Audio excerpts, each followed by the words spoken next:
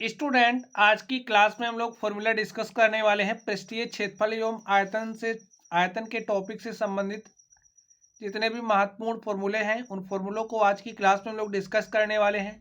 तो चलिए हम लोग देखते हैं इंपॉर्टेंट फॉर्मूले कौन कौन से हैं। तो आप लोग समझिए, अगर हमारे पास घनाभ है, घनाभ का पृष्ठीय क्षेत्रफल क्या होता है। आप लोग समझिए, हमारे पास कोई आकृति इस तरीके से है और ये आकृति किसकी है? घनाभ की आकृति है। इस तरीके से समझिए, ये हमारी किसकी आकृति है? घनाभ की आकृति है।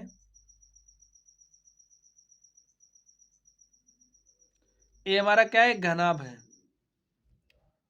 और अगर हम लोग इस घनाभ की लंबाई की बात करें तो आप लोग समझिए, यहाँ पर ये जो हमारा घनाभ है इसकी लंबाई क्या है? एल है।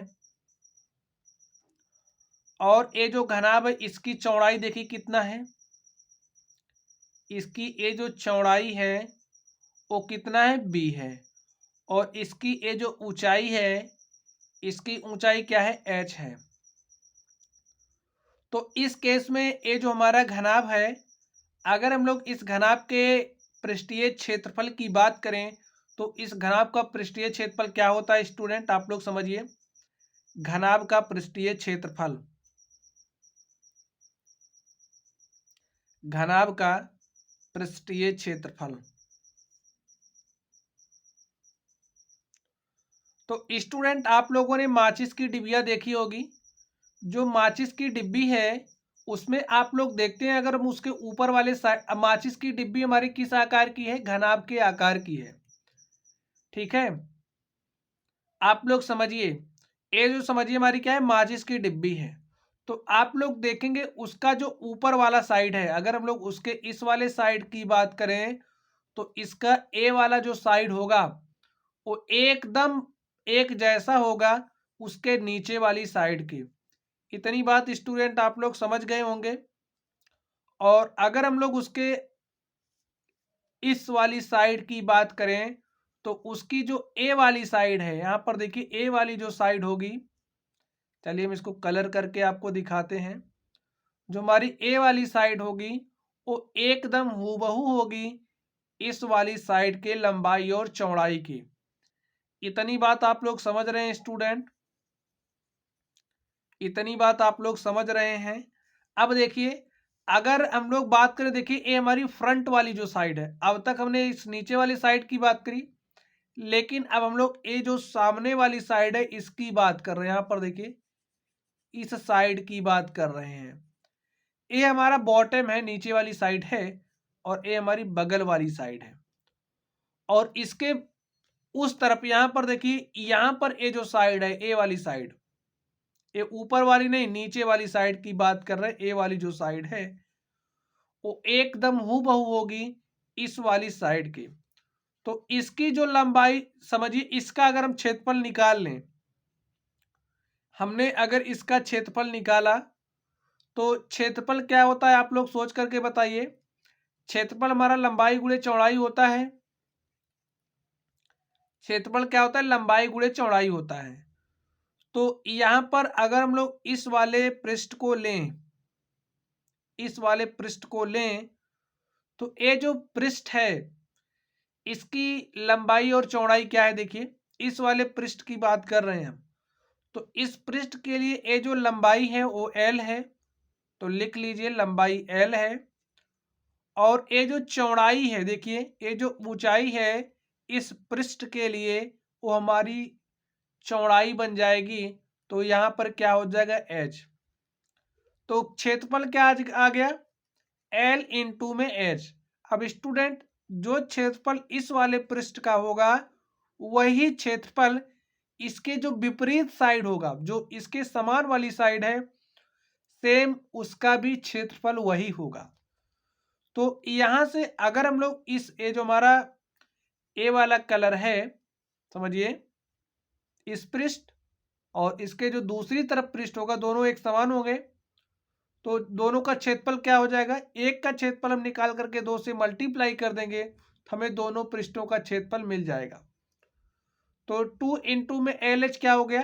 हमारे इन दो पृष्ठों का क्षेत्रफल हो गया। चलिए, अब हम लोग इस रेड वाले पृष्ठ के क्षेत्रफल की बात कर लेते हैं। बात करते हैं यहाँ पर देखिए, ए जो हमारा रेड वाला पृष्ठ है, इस पृष्ठ के लिए आप लोग देखिए, ए हमारी क्या है, लंबाई है, और ए हमारी क्या है, चौड़ाई है। बी लंबाई है और एच चौड़ाई है। जो क्षेत्रफल क्या हो जाएगा देखिए, रेड वाले पृष्ठ का क्षेत्रफल क्या हो जाएगा, बी इंटू में एच, यही होगा। अब जो क्षेत्रफल इसका होगा वही क्षेत्रफल इसका भी होगा।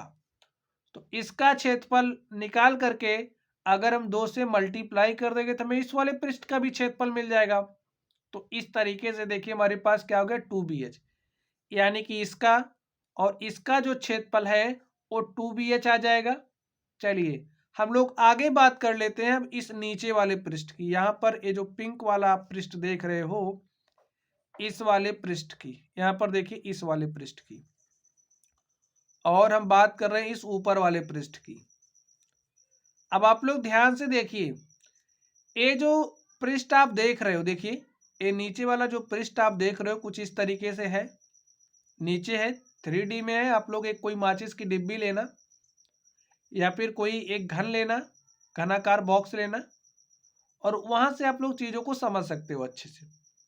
अब यहाँ पर ध्यान से देखिए, ये जो नीचे वाला पृष्ठ है, अगर हम लोग नीचे वाले पृष्ठ की बात करें तो नीचे वाले पृष्ठ के लिए हमारी एल क्या है, लंबाई है, और यहाँ पर बी क्या है, चौड़ाई है।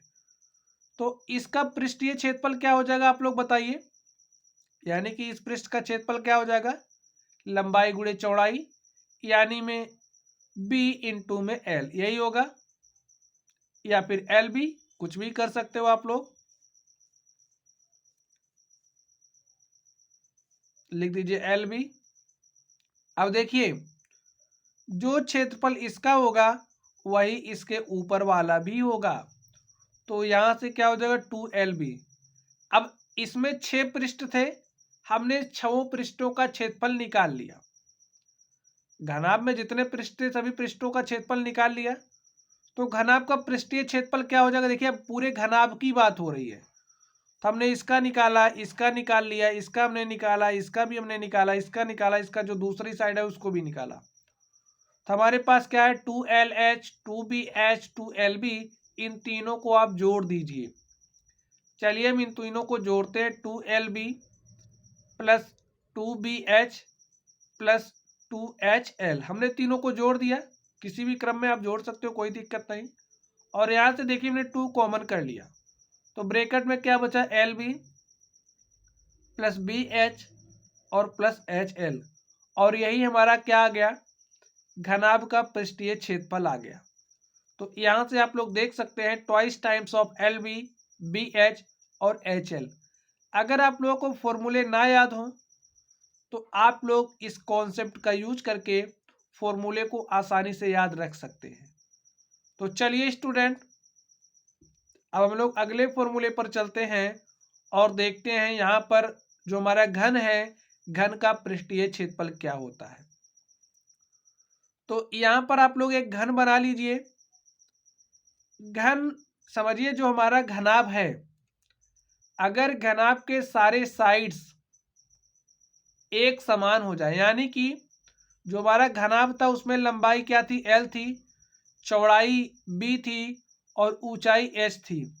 अब अगर हमारा L बराबर हो जाए B के, बराबर हो जाए H के, और इन सबको मान ले रहे हमारा बराबर किसके हो जा रहा है, A के, तो जो हमारा घनाभ है वो कौन सी आकृति बन जाएगी, घन बन जाएगी।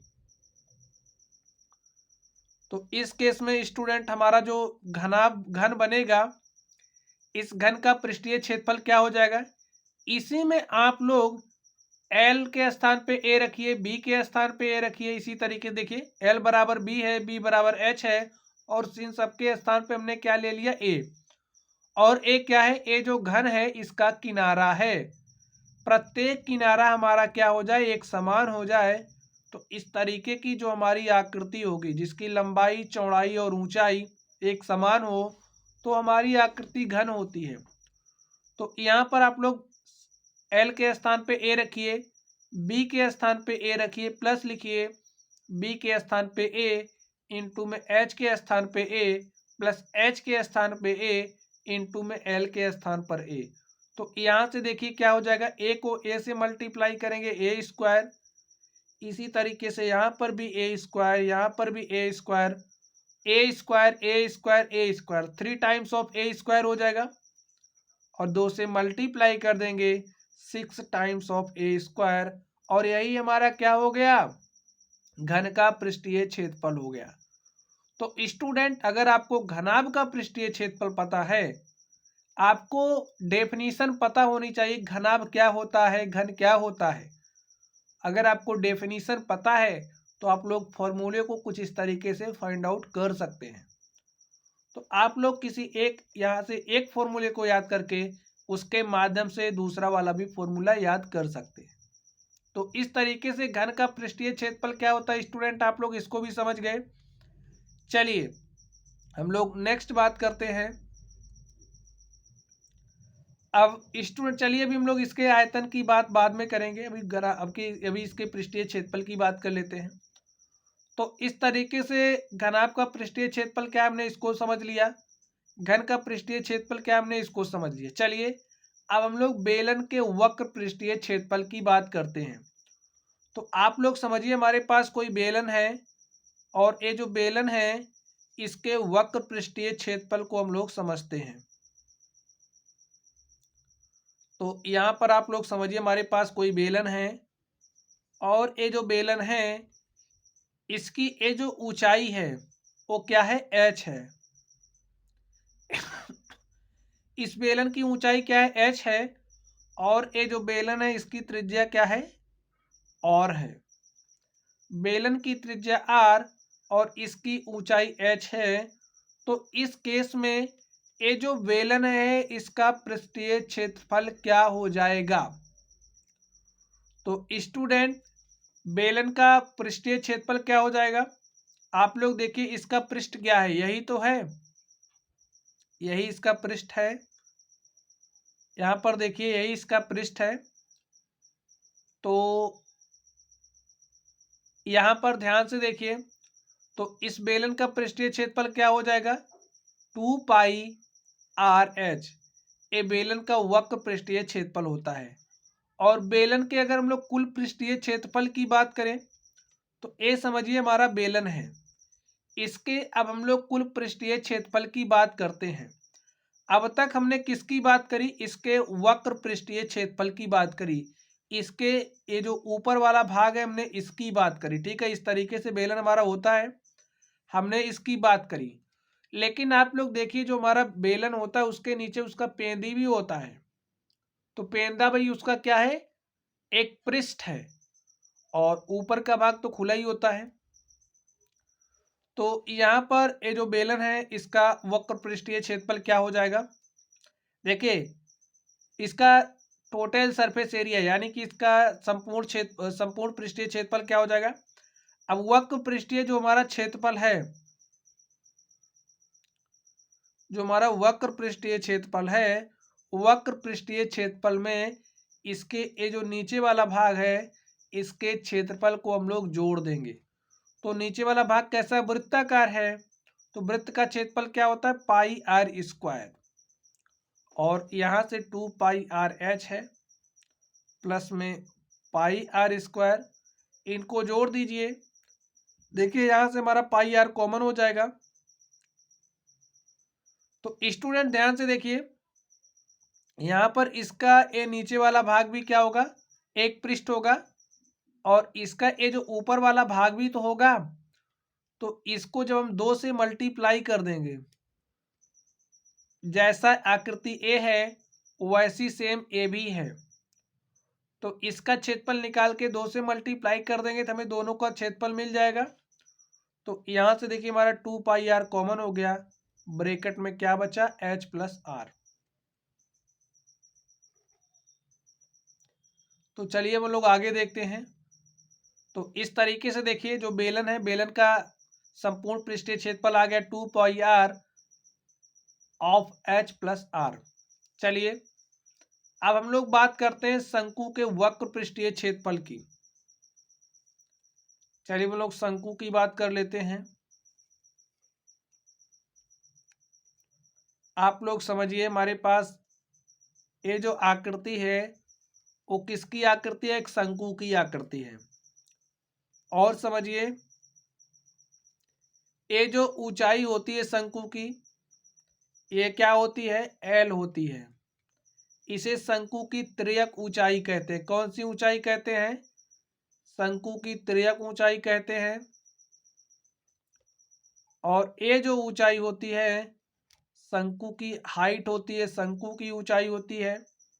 और यहाँ पर अगर हम लोग इसकी बात करें तो ये क्या होती है? शंकु की त्रिज्या होती है। अगर शंकु की ऊंचाई h, त्रिज्या r और तिर्यक ऊंचाई l है, तो इस केस में जो शंकु का वक्र पृष्ठीय क्षेत्रफल है, शंकु का वक्र पृष्ठीय क्षेत्रफल क्या हो जाएगा स्टूडेंट? पाई आर इंटू में एल, इस शंकु का वक्र पृष्ठीय क्षेत्रफल होता है। अब अगर हम लोग शंकु के संपूर्ण पृष्ठीय क्षेत्रफल की बात करें तो शंकु का संपूर्ण पृष्ठीय क्षेत्रफल क्या हो जाएगा? देखिए, ये जो वक्र पृष्ठीय क्षेत्रफल है, इस वक्र पृष्ठीय क्षेत्रफल में इसका जो बेस है, इसका जो आधार है, आधार के क्षेत्रफल को ऐड कर देंगे तो हमें संपूर्ण पृष्ठ का क्षेत्रफल मिल। देखिए कितना पृष्ठ है, एक तो इसका वक्र पृष्ठ है। आप लोग यहाँ पर जो बातें लिखी जा रही हैं इसको भी समझने का प्रयास करिए। कुल पृष्ठीय क्षेत्रफल, कुल जितने भी पृष्ठ हैं सभी पृष्ठों का क्षेत्रफल हमें बताना है। तो ये जो इसका वक्र पृष्ठ है, वक्र पृष्ठ का क्षेत्रफल तो हमारे पास आ गया है। अब इसमें इसका जो बॉटम है, इसका जो आधार है, आधार के क्षेत्रफल को इसमें जोड़ देंगे तो जितना पृष्ठ था हमें सारे पृष्ठों का क्षेत्रफल मिल जाएगा। तो लिखिए, total surface area of a cone is equal to, किसके बराबर हो जाएगा? इसके वक्र कर्व्ड सरफेस एरिया के, यानी कि इसका जो वक्र पृष्ठीय क्षेत्रफल है उसके, और प्लस में आधार का क्षेत्रफल। आधार क्या है? एक वृत्त है, और वृत्त का क्षेत्रफल क्या होता है? पाई आर स्क्वायर। और यहाँ पर देखिए पाई आर है, यहाँ पर देखिए पाई आर है, हमने पाई आर को कॉमन किया, हमारे पास क्या आ गया? L plus R. यहाँ से आप लोग समझ सकते हो, अगर कॉन्सेप्ट पता है तो फॉर्मूले आप लोग आसानी से प्राप्त कर सकते हो और इनके माध्यम से आप लोग याद भी रख सकते हो। तो चलिए अब हम लोग आगे बात करते हैं। चलिए अब हम लोग गोले का पृष्ठीय क्षेत्रफल की बात करते हैं। तो स्टूडेंट, जो गोले का पृष्ठीय क्षेत्रफल होता है, सबसे पहले आप लोग गोला देख लीजिए। गोला देख लीजिए, ये जो गोला है इसके पृष्ठीय क्षेत्रफल की हम लोग बात करते हैं। तो ये रहा हमारा गोला, और इस गोले का जो पृष्ठीय क्षेत्रफल होता है वो होता है 4 पाई आर स्क्वायर। क्या होता है? 4 पाई आर स्क्वायर।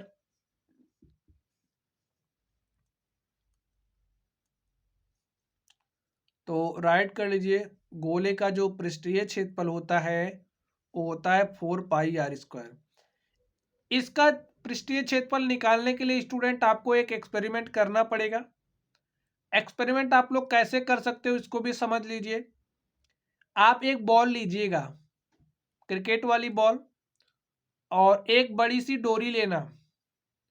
ये जो बॉल है इस पे कोई एक पिन लगा करके ऐसे बॉल के चारों तरफ आपको एकदम सटा करके रस्सी लपेटनी है। ऐसे आप लपेटोगे ना, जैसे लट्टू पर लपेटा जाता है, ऐसे एकदम पूरे पे लपेटते चले आओगे। तो ऐसे ऐसे आप यहाँ तक जब पहुँचोगे, और इसकी जो भी त्रिज्या है, अगर इसी त्रिज्या के, समझिए इसकी त्रिज्या आर है, और आपने इस पर रस्सी लपेटी, एक डोरी आपने लपेटी, और लपेटने के बाद जो भी डोरी की माप आपके पास आई उसको आपने किनारे किया, और ये जो गोला है इसकी जो त्रिज्या है, इसी की त्रिज्या के आप लोग 4 वृत्त बनाना। कितने वृत्त बनाओगे? ऐसे ऐसे 4 वृत्त बनाओगे, और इन चारों वृत्तों की त्रिज्याएं क्या होंगी? इसी गोले की त्रिज्या के बराबर होंगी। तो इसकी भी त्रिज्या आर हो जाएगी, इसकी भी त्रिज्या आर हो जाएगी, इसकी भी त्रिज्या आर हो जाएगी, इसकी भी त्रिज्या।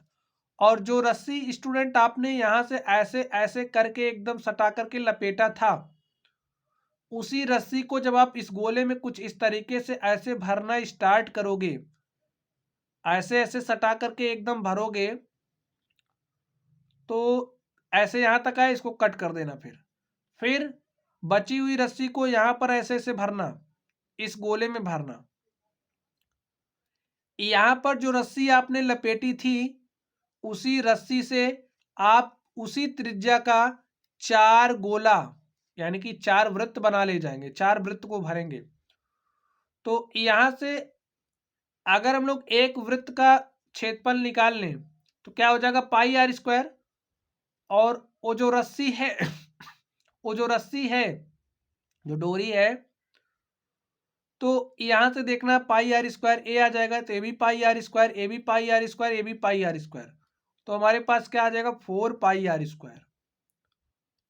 और उस रस्सी की मदद से हम इसका पृष्ठीय क्षेत्रफल बता सकते हैं। रस्सी तो हमने इसके पृष्ठ पर ही लपेटी थी, तो रस्सी का जो क्षेत्रफल कितना गया, 4 pi r square, 4 times of pi r square.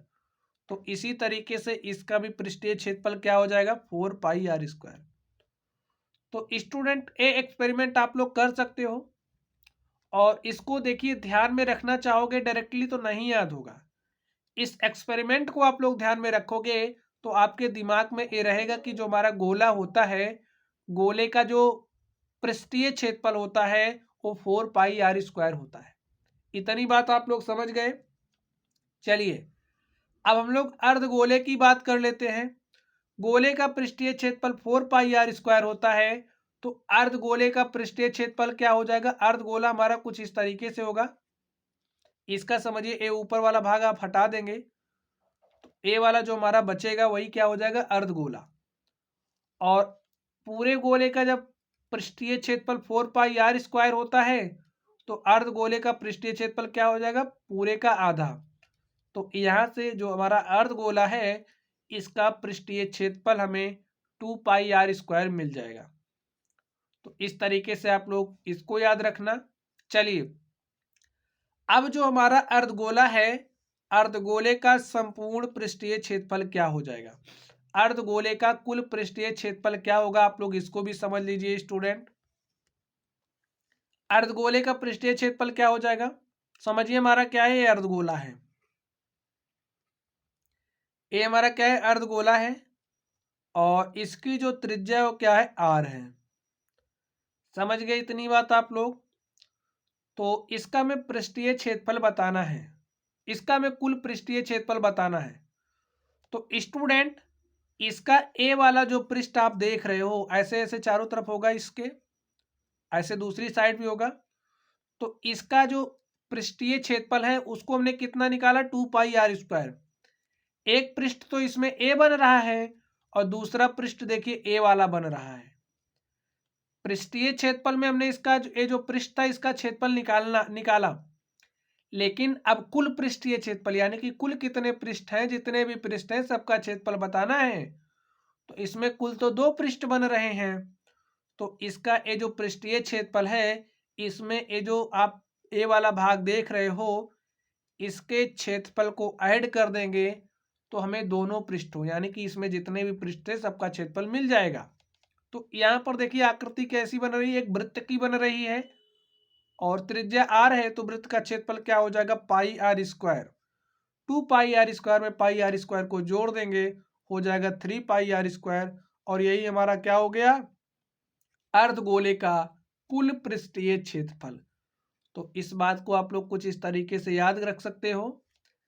चलिए अब हम लोग आयतन की बात कर लेते हैं। देखिए हमारा जो घनाभ है, हमने घनाभ के बारे में स्टार्टिंग के में समझा था।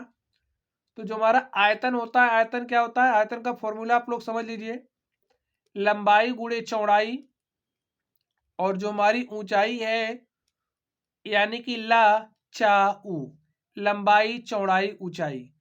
तो आयतन का जो फॉर्मूला होता है क्या होता है, लचऊ, आप लोग ऐसे ध्यान में रख सकते हो, लंबाई गुणे चौड़ाई गुणे ऊंचाई। तो जब हम लोग इसको मल्टीप्लाई कर देंगे तो हमें आयतन मिल जाएगा। और समझिए हमारा जो घनाभ है उसकी लंबाई एल है, चौड़ाई बी है, ऊंचाई एच है। तो घनाभ का आयतन क्या हो जाएगा, लंबाई गुणे में चौड़ाई गुणे में ऊंचाई, एल बी एच। और हमने घन की बात करी थी, घन हमारा कैसे बनता है, जब जो घनाभ है उसके लंबाई चौड़ाई ऊंचाई एक बराबर हो जाए, यानी कि जो हमारा एल है वो बराबर हो जाए बी के, बराबर हो जाए एच के, और इसको हम ले रहे हैं बराबर ए के। तो इस केस में क्या हो जाएगा, घनाभ का आयतन, घनाभ का आयतन क्या हो जाएगा स्टूडेंट, लंबाई गुणे चौड़ाई गुणे ऊंचाई। तो घनाभ की जो लंबाई है वो ए है, घनाभ की चौड़ाई भी ए है, और घन की लंबाई क्या है, ए है, घन की चौड़ाई भी ए है, घन की ऊंचाई भी ए है। तो यहाँ से ए गुणे ए करेंगे, क्या हो जाएगा ए क्यूब, और यही हमारी घन की क्या हो गई, आयतन हो गया। ए हमारा घनाभ का आयतन हो गया, और ए हमारा किसका आयतन हो गया, घन का आयतन हो गया। तो इस तरीके से देखिए L into B into H a cube. तो इस तरीके से भी आप लोग बातों को ध्यान में रख सकते हो। जब आपके दिमाग में कोई कॉन्सेप्ट रहेगा तो आप लोग फॉर्मूले को नहीं भूलेंगे, अदरवाइज आप लोग फॉर्मूले को रटते चले जाएंगे और फॉर्मूला आपको याद ही नहीं होगा। चलिए अब हम लोग बेलन के आयतन की बात कर लेते हैं। तो जो हमारा बेलन होता है, बेलन तो कुछ इस तरीके से होता है, ये हमारा बेलन हो गया, और इस बेलन का जो आयतन होता है वो क्या होता है, पाई आर स्क्वायर एच। क्या होता है, पाई आर स्क्वायर एच। इस बात को आप लोग ध्यान में रखिए, बेलन का आयतन पाई आर स्क्वायर एच होता है। चलिए अब समझिए ए हमारा क्या है, एक बेलन है, क्या है, एक बेलन है, और ये जो बेलन है इसकी त्रिज्या क्या है, आर है। देखिए इस एक फॉर्मूले की मदद से आप लोग दूसरा फॉर्मूला कैसे याद रख सकते हो, आप लोग इसको समझ लीजिए। इसकी त्रिज्या आर है, और स्टूडेंट इसी त्रिज्या का हम लोग एक शंकु बनाते हैं। समझिए इसी त्रिज्या का हमारा एक क्या बना, शंकु बन गया, हमारा क्या है, शंकु है। और इसी त्रिज्या का हमने एक शंकु बनाया, और इसकी ऊंचाई भी, जो इसकी ऊंचाई है वही इसकी ऊंचाई है, जो इसकी त्रिज्या है वही इसकी भी त्रिज्या है। तो अब जो हमारा शंकु का आयतन होता है, बेलन के आयतन का 1/3 होता है। अब अगर हमारा बेलन का आयतन क्या है, पाई आर, बेलन का आयतन हमारा क्या होता है, पाई आर स्क्वायर एच, और यहीं पर अगर हम लोग शंकु के आयतन की बात करें तो शंकु का जो आयतन होता है, देखिए 1/3 इंटू में क्या हो जाएगा, बेलन का आयतन, यानी कि पाई आर स्क्वायर एच। इस बात को आप लोग ध्यान में रख सकते हो।